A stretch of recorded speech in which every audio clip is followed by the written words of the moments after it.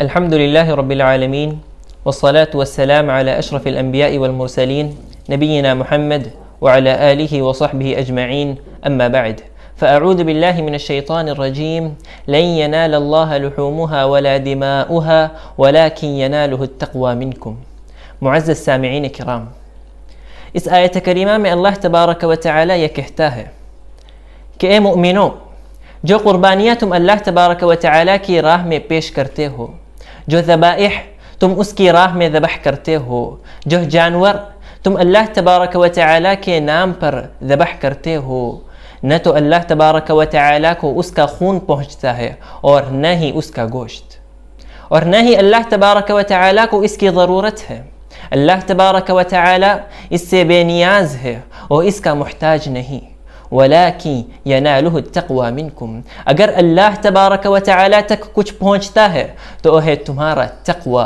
وَلَكِنْ يَنَالُهُ التَّقْوَى مِنْكُمْ، اس لیے ہمیں چاہیے کہ جب بھی ہم اللہ کی راہ میں قربانی کرے، جب بھی ہم کوئی عبادت کرے تو اس میں اپنی نیت کو درست کر لے۔ ہم اس عبادت کو صرف اور صرف اللہ تبارک و تعالی کے لیے کرے، اس کے ساتھ کسی کو شریک نہ کرے، اس کی خوشنودی اور اس کی رضامندی کے ساتھ کسی اور کی خوشنودی، کسی اور کی رضامندی کو شامل نہ کرے۔ سامعین، عید قربہ ہم سے بہت ہی قریب ہے۔ کچھ ہی ایام بعد ہم عید میں داخل ہونے والے ہیں، اللہ تبارک و تعالی کی راہ میں خون بہانے والے ہیں، قربانیاں پیش کرنے والے ہیں۔ اس لیے ہمیں چاہیے کہ ہم ابھی سے اپنی نیتوں کو درست کر لیں، اپنی نیتوں کا اصلاح کر لیں۔ اللہ تبارک و تعالی قرآن مجید میں ارشاد فرماتا ہے وَلِكُلِّ أُمَّةٍ جَعَلْنَا مَنْسَكًا لِيَذْكُرُوا اسْمَ اللَّهِ عَلَى مَا رَزَقَهُم مِّن بَهِيمَةِ الْأَنْعَامِ فَإِلَٰهُكُمْ إِلَٰهٌ وَاحِدٌ فَلَهُ أَسْلِمُوا، کہ ہم ہر امت کے لیے عبادت کا ایک طریقہ مقرر کر رکھا ہے، لیذکر اسم اللہ، تاکہ وہ اللہ تبارک و تعالی کو یاد کرے۔ کس بات پر؟ علی ما رزقہم من بہیمۃ الانعام، اس بات پر کہ جو کچھ اللہ تبارک و تعالی ان پر بطور رزق انعام کیا ہے بہیمۃ الانعام میں سے، چوپایوں میں سے۔ فَإِلَٰهُكُمْ إِلَٰهٌ وَاحِدٌ، پس تمہارا الہ، تمہارا رب، تمہارا مالک ایک ہی ہے۔ فَلَهُ أَسْلِمُوا، پس تم اسی کے مطیع و منقاد بنو۔ اس آیت کریمہ میں اللہ تبارک و تعالی جہاں پہ قربانی کا ذکر کیا، فوراً بعد توحید کا ذکر کیا، کہا کہ تمہارا الہ ایک ہی ہے، تمہارا اللہ ایک ہی ہے۔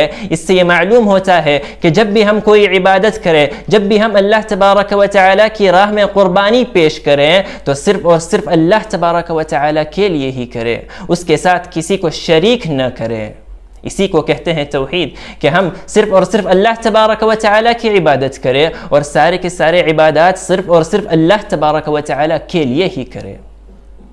اور بس اتنا ہی نہیں، بلکہ اللہ تبارک و تعالی پیارے نبی صلی اللہ علیہ وسلم سے بھی مخاطب ہو کر کہا فَصَلِّ لِرَبِّكَ وَانْحَرْ، نمازوں کو قائم کرو اور صرف اللہ تبارک و تعالی کے لیے نمازوں کو پڑھنا۔ وَانْحَرْ، اور اگر نحر کرتے ہو، اگر قربانی کرتے ہو، تب بھی صرف اللہ تبارک و تعالی کے لیے ہی کرنا۔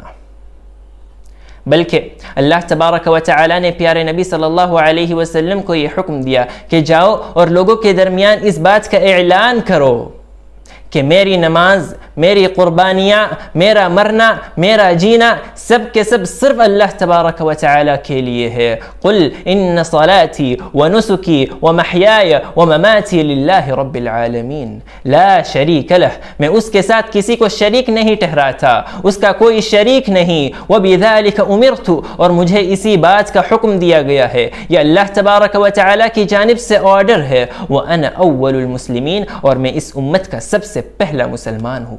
اگر ہم بھی حقیقی معنوں میں مسلمان بننا چاہتے ہیں، صحیح معنوں میں مسلمان بننا چاہتے ہیں، تو ہمیں بھی چاہیے کہ ہم اپنی نمازوں کو، اپنی قربانیوں کو، اپنا مرنا، اپنا جینا سب کے سب صرف اللہ تبارک و تعالی کے لیے خالص کریں۔